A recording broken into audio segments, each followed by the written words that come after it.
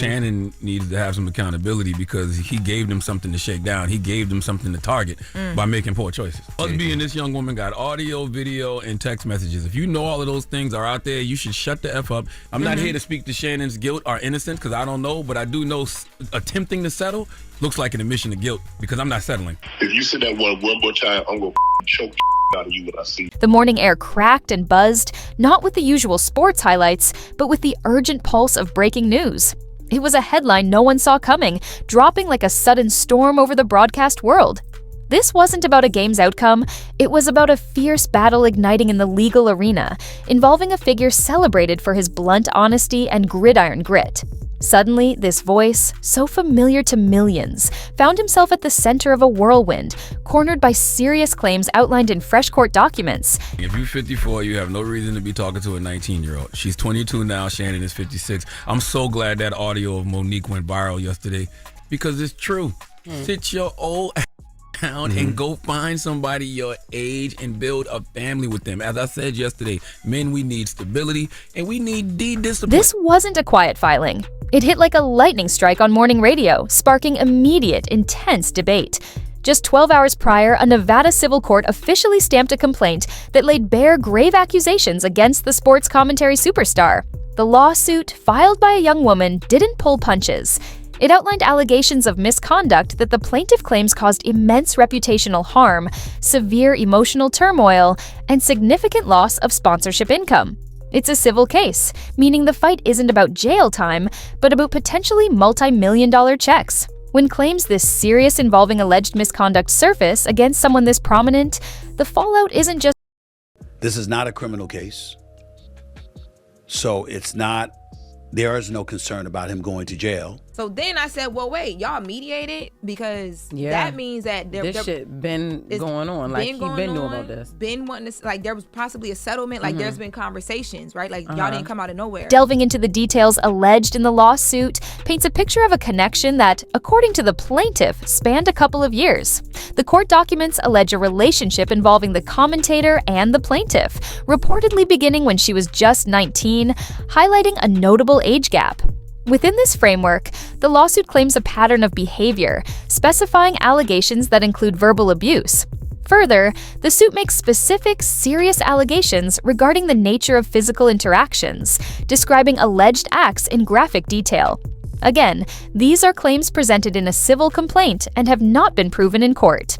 The plaintiff's attorney reportedly possesses audio, video, and text messages that they claim support their case. The specific acts alleged are grave and form the core of the plaintiff's claims of harm. This section of the complaint is particularly the financial implications of a $50 million claim are hard to overstate. This colossal figure isn't pulled from thin air. It represents the plaintiff's alleged valuation of the damage done to her reputation, her emotional state, and her earning potential. In the high-stakes world of celebrity endorsements, contracts are increasingly loaded with clauses that allow brands to exit relationships the moment controversy, especially involving serious allegations, eclipses product hashtags. This vague moral turpitude language gives companies an instant eject button if they sense a PR wildfire. Reports from ad-buying circles suggested agencies were already weighing pause orders on advertising inventory associated with the commentator. It's the business equivalent of the stadium scoreboard going dark during overtime. The game is paused, revenue freezes, and uncertainty reigns until the lights come back on. Algorithms don't wait for courtroom verdicts. They race ahead, reacting to civil filings with immediate dollar strength. Busby and this young woman got audio, video, and text messages. If you know all of those things are out there, you should shut the F up. I'm not here to speak to Shannon's guilt or innocence because I don't know, but I do know attempting to settle looks like an admission of guilt because I'm not settling. Because it's true. Sit your old down and go find somebody your age and build a family with them. As I said yesterday, men, we need stability and we need discipline. He tells her and threatens her allegedly to say that, like, he will her if she ever does that again. But the part of it, she says that she was allegedly anally twice and that it was very, very brutal. Navigating this firestorm requires understanding the legal battlefield. This is a civil case, remember, not a criminal one. The focus is on monetary damages, not potential jail time. The standard of proof is lower, a preponderance of the evidence, meaning the plaintiff only needs to show their claims are more likely true than not.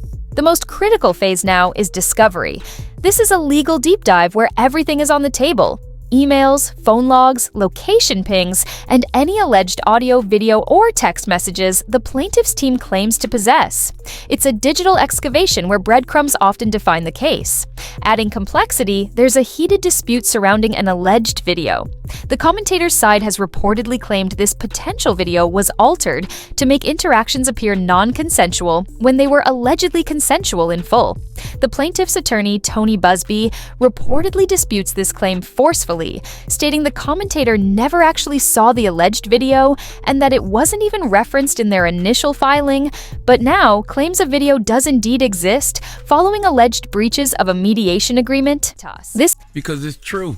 Sit your old down and go find somebody your age and build a family with them. As I said yesterday, men, we need stability and we need discipline. He tells her and threatens her allegedly to say that he will her if she ever does that again. But the part of it, she says that she was allegedly anally twice and that it was very, very brutal.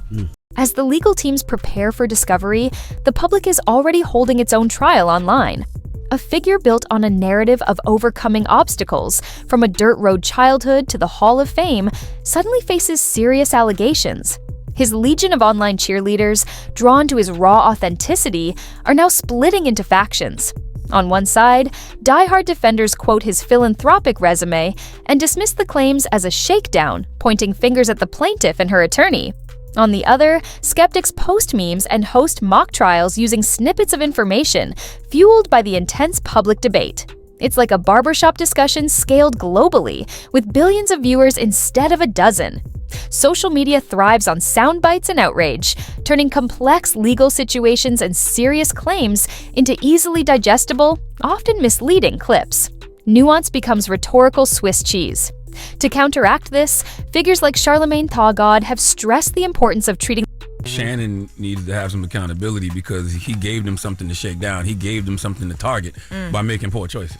If you say that one more time, I'm going to choke out of you when I see you. Adding another twist, there's been reported activity concerning potential settlement discussions before the lawsuit became public knowledge. The plaintiff's attorney reportedly confirmed contact with the commentator's counsel as early as February, well before the lawsuit filing was announced, allegedly centered around mediation.